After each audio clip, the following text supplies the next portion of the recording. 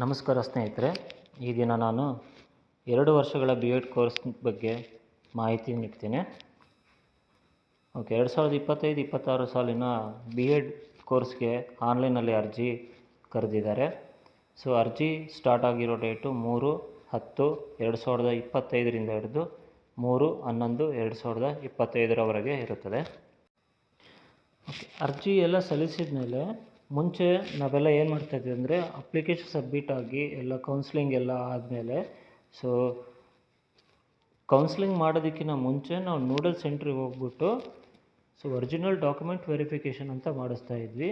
But ಆದರೆ ಈಗ ಆ ಥರ ಇಲ್ಲ, ರೂಲ್ಸ್ ಚೇಂಜ್ ಮಾಡಿದ್ದಾರೆ. ಏನು ಚೇಂಜ್ ಮಾಡಿದ್ದಾರೆ ಅಂದರೆ, ನಾನೇನಾದರೂ ನಾನು ಅರ್ಜಿ ಹಾಕಿದ್ದೀನಿ, ಇವತ್ತು ಅರ್ಜಿ ಸಬ್ಮಿಟ್ ಮಾಡಿದ್ದೀನಿ ಅಂದರೆ ಇಲ್ಲಿಂದ 1 ವಾರದ ಒಳಗಡೆ ನಾನು ಯಾವ ನೂಡಲ್ ಸೆಂಟರ್ ಕೊಟ್ಟಿರ್ತೀನೋ ಆ ಸೆಂಟ್ರಲ್ಲಿ ಹೋಗ್ಬಿಟ್ಟು ಒರಿಜಿನಲ್ ಡಾಕ್ಯುಮೆಂಟ್ ವೆರಿಫಿಕೇಷನ್ ಮಾಡಿಸ್ಬೇಕು. ಅಂದರೆ ಯಾವತ್ತು ನಾನು ಅಪ್ಲಿಕೇಶನ್ ಸಬ್ಮಿಟ್ ಮಾಡ್ತೀನೋ ಅಲ್ಲಿಂದ 1 ವಾರದ ಒಳಗೆ ನೂಡಲ್ ಸೆಂಟ್ರಿಗೆ ಹೋಗ್ಬಿಟ್ಟು ಮೂಲ ದಾಖಲೆಗಳೊಂದಿಗೆ ಅರ್ಜಿ ಪರಿಶೀಲನೆ ಮಾಡಿಸತಕ್ಕದ್ದು.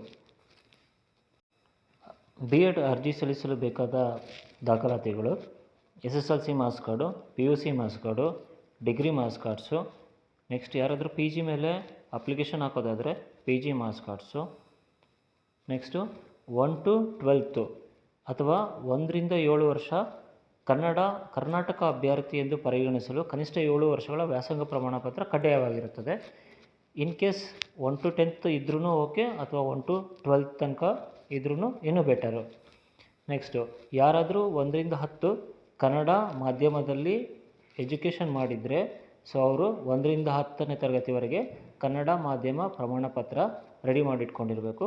ಅದೇ ರೀತಿ 1ರಿಂದ 10 ಯಾರಾದರೂ ಗ್ರಾಮೀಣ ಭಾಗದಲ್ಲಿ ವಿದ್ಯಾಭ್ಯಾಸ ಮಾಡಿದ್ದಿದ್ರೆ ಸೊ ಅವರು ಗ್ರಾಮೀಣ ಅಭ್ಯರ್ಥಿ ಪ್ರಮಾಣಪತ್ರವನ್ನು ರೆಡಿ ಮಾಡಿ ಇಟ್ಕೋಬೇಕು.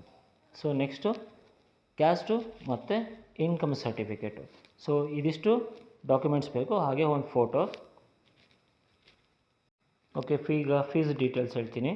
ಸೊ ಪರಿಶಿಷ್ಟ ಜಾತಿ, ಪರಿಶಿಷ್ಟ ವರ್ಗ ಮತ್ತು ಪರಿಶಿಷ್ಟ ವರ್ಗ 1, SC ST ಕ್ಯಾಟಗರಿ 1 ಇವರಿಗೆ 100 ರೂಪಾಯಿ ಇರುತ್ತೆ. ಹ್ಯಾಂಡಿಕ್ಯಾಪ್ಟು ಅಭ್ಯರ್ಥಿಗಳಿಗೆ ಶುಲ್ಕ ವಿನಾಯಿತಿ ಇರುತ್ತದೆ. ಇತರೆ ಅಭ್ಯರ್ಥಿಗಳು ಅವರಿಗೆ 300 ರೂಪಾಯಿ ಅಪ್ಲಿಕೇಶನ್ ಫೀಸ್ ಚಾರ್ಜಸ್ ಇರುತ್ತೆ.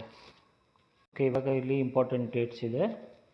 ಅರ್ಜಿ ಸ್ಟಾರ್ಟ್ ಬಂದುಬಿಟ್ಟು ಅಕ್ಟೋಬರ್ 3ರಿಂದ ನವಂಬರ್ 3 ತನಕ ಇದೆ. ನೆಕ್ಸ್ಟು ಮೆರಿಟ್ ಲಿಸ್ಟ್ ಯಾವಾಗ ಬಿಡ್ತಾರೆ ಅಂದರೆ ನವಂಬರ್ 10ನೇ ತಾರೀಕು ಬಿಡ್ತಾರೆ.